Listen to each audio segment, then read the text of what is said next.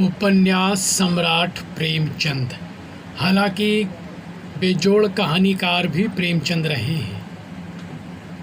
1880 में लम्ही वाराणसी में सारनाथ के पास इनका जन्म हुआ था। शुरुआती शिक्षा दीक्षा इन्होंने वहीं पाई थी और बाद में फिर इन्होंने प्रयाग में जाकर बीए किया था। शुरुआती वैवाहिक जीवन इनका खुशमय नहीं था। कर्कशा पत्नी मिली, लेकिन किसी तरह से वो संबंध निभाते रहे और पत्नी के मरने के बाद इन्होंने एक बाल विधवा से विवाह किया, जो एक बहुत बड़ी बात थी। यानी सामाजिक क्रांति के बीच प्रेमचंद में अपनी युवा अवस्था से ही थी। कहानी सिर्फ कपोल कल्पित नहीं होती थी, बल्कि वो व्यावहारिक और यथार्थ परक होती थी। इनकी कहानियों को आदर्शवादी यथार्थवादी कहा जाता है और उपन्यास को भी, जैसे सवा सेर गेहूँ, कफन, नमक का दारोगा, बड़े घर की बेटी और मोटेराम शास्त्री वगैरह। उपन्यास में तो इन्हें ज़बरदस्त लोकप्रियता मिली और इन्होंने कहा भी था कि मुझे उपन्यास की जो प्रेरणा मिली थी वो देवकी नंदन खत्री और पंडित रतननाथ धर से मिली थी। इन लोगों ने जो लिखा है वो बड़ा बेजोड़ लिखा है। रतननाथ धर के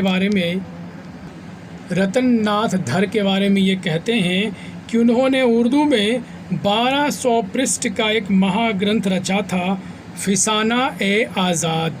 कैसी दुर्लभ उनकी रचना थी। और फिर बाबू देवकी नंदन खत्री के बारे में उन्होंने कहा था कि उनके लेखन के जो 27 खंड हैं वो वेबस्टर डिक्शनरी के समान मेरी आँखों के सामने दिखने लगते थे।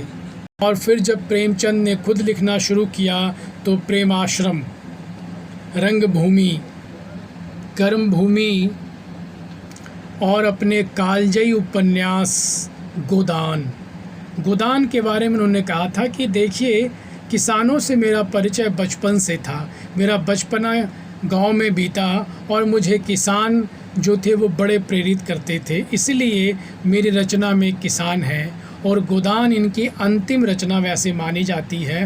वैसे मंगलसूत्र इनकी अंतिम रचना थी जो अधूरी रह गई, और गोदान में तो ये पराकाष्ठा पे पहुंच गए थे। भारतीय किसानों का सांगोपांग वर्णन इन्होंने गोदान में किया कि किस तरीके से गोदान के कारण उस किसान की स्थिति क्या हो जाती है। तो ऐसी मार्मिक रचना हमारे उपन्यास सम्राट प्रेमचंद ने की थी।